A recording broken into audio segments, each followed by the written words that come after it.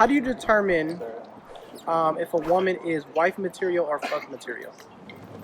Wife material or fuck material? How do you determine that? Just the way they behave, I'd say. I'm the type of person, I don't want to force anyone into anything or pressure anyone into any sort of situation where they can they feel obligated to give me something or anything like that. So yeah, I'd say so why is it that a woman's friend can call her a bitch, but a man can't call that same woman a bitch? Why can her friend call her a bitch? Why is it okay? Why is it acceptable for she to be like, yes, bitch, or bitch, don't put that on? But if you say it, it's all of a sudden the same word. I feel like it's the same. It's the same thing. Why white people can't call black people a nigga? Yeah. Yeah. I got bro. you. Like it's. Oh, did you? No, go. I'm listening. I'm. The way that I look at it is certain words, certain phrases. They got groups of people who can say them. You got to be in with the crowd. Men have oppressed women for so long. It's one of those things that. You don't want your, oppressors to be saying this shit to you. Yes, so I feel like it works from woman to woman, but not from man to woman. Unless y'all are on that type of level. If you're not on that type of level, then you better watch out if you call somebody a bitch. So what do you think a good place to take a woman out to eat on a date, in your opinion? Where do you think a good place to take her on a first date? I'd say light food, nothing that's particularly difficult to eat, like crab. Opening up crab would be tricky.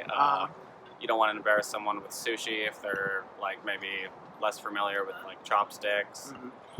Do you think it's more important to go on a expensive date on the first date to try to impress her, or do you think more of a relaxed, chill date? I'd say a more relaxed, chill date, depending on the context with which you met. Mm-hmm. I mean, there's I feel like with women, it's manipulation, possibly, but I mean, guys manipulate too, everyone manipulates, so it's In this modern generation, what percentage of women are suitable for marriage? What percentage of women are suitable for marriage? Yes.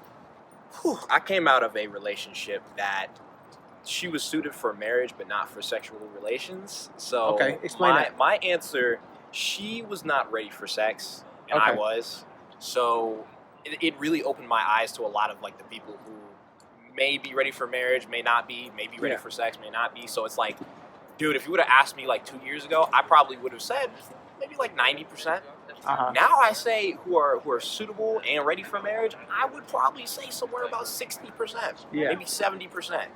Yeah. How do you determine if a woman is just friend material or girlfriend material? Well, I suppose you'd have to be as explicit as possible about it. Anything else might be, taken, one's biases might inform one answer or another. Yes. Why do you think women like the so-called bad boy? Or the tough guy, or the Chad, Tyrone kind of guy? I'd probably say because of traditional gender roles. Okay. That, from what I know from history, is women were basically told, you're supposed to be a housewife, you're supposed to do this, you're supposed to do that. And then when they meet someone who kind of is the bad boy, I feel like that's kind of that thing of oh, you're breaking the rules. But again, that's I feel like it's more complex than that. So yeah, I feel like it's much more complex than that. So it's an entire discussion in each question. Almost, yeah. Give me some benefits of a man being married. Benefits of a man being married. Just give me one, actually. Just give you one?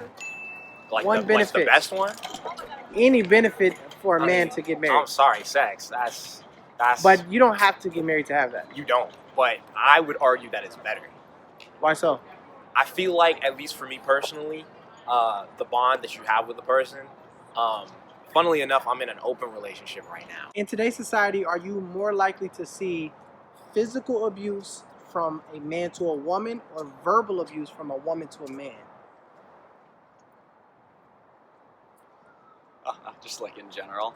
Yes. I would say I would be more likely to see verbal abuse, and that's because physical abuse would be hidden more from my view. Okay. Is it more tolerated that a woman can so-called curse out a man as opposed to a man physically hurting her? Is it more tolerated on this side? Is that why you will see it more? I would say that, yeah, people would be more okay with watching a woman ream out a man than watching a man physically assault a woman. Right. You know? But what do you think hurts more, the physical or the verbal? I would say that, pain and suffering don't necessarily fall along physical lines being worse than Yeah. verbal lines. Yeah. I would say that you could make a strong case for either one. If you were to date someone, what qualities would you like to have for them to have? I think honesty. I mean, I think honesty, at least with me, I think like people lie all the time for little things. People lie for anything. So, Yeah. but for a relationship, I think you need to be like pretty honest, at least. Does she need to have a as much job? as possible. To have a job, yeah, you gotta. I'd rather have someone who's independent. So Yeah. if you're not independent, I don't want to be. What if she was like someone, super bad though, but no job? Does it matter? No, or- I mean, no. I think if I'm being honest, I think Who do you think takes more to the grave, men or women? Takes more to the grave, like regrets. Yes, like things that they say, I'll never tell anybody about this.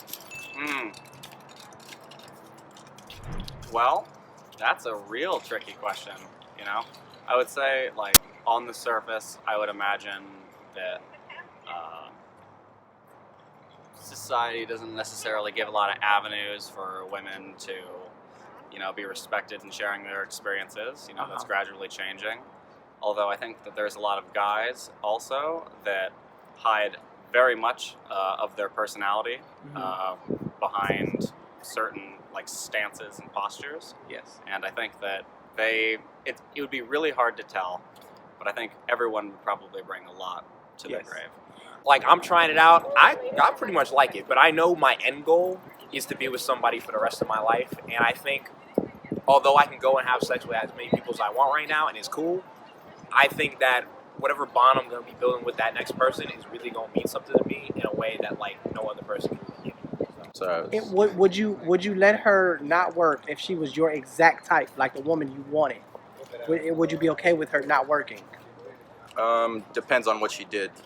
If she didn't work, if she would do like painting, drawing, or something. Like you gotta have to do something, because I feel like doing that you're not motivated, and you can't really motivate anyone else. And I feel like in a relationship, it's how much you give and get. So if you're just kind of giving nothing, I mean, it's not a relationship. You're just giving everything. So Do you think men should chase women or men should chase money? Oh my God. Oh, we should chase money. Okay. I think men should always be chasing the bag. It's an obvious answer. I mean, I feel like you shouldn't have to chase a woman if she really is into you and really wants you. She'll see the money that you out there chasing, out there getting, and she'll look at you and be like, damn. Like, that's the type of nigga that I need to be with, Well, if you were a stay-at-home dad and she was the breadwinner, do you think you would still be respected as a man in the relationship? I think I would be respected. That's kind of what I would love to do. I'd love to be a stay-at-home dad. Okay. I suppose you'd have to pick a partner in which that wouldn't bother them, But assuming everyone's on the same page, I don't think that it would be a respect-reducing situation. Why do like women want the man to be solely focused on them, but once he is solely focused on them, they get bored? They get bored and they go and they start to run away and start to go play with other niggas. Like that I don't understand. I have this hierarchy, right? It's the 4 quadrants of hot people. You got the hottest people, the hottest girls at the top of the food chain. You got the ugliest dudes at the bottom, and then you got the hot dudes, and then the ugly girls in between. So the way it works is that everybody gravitates towards the hot people, always. So they're at the top of the 2 quadrants. The bottom 2 are the ugliest people. And I could go on and on and on and on.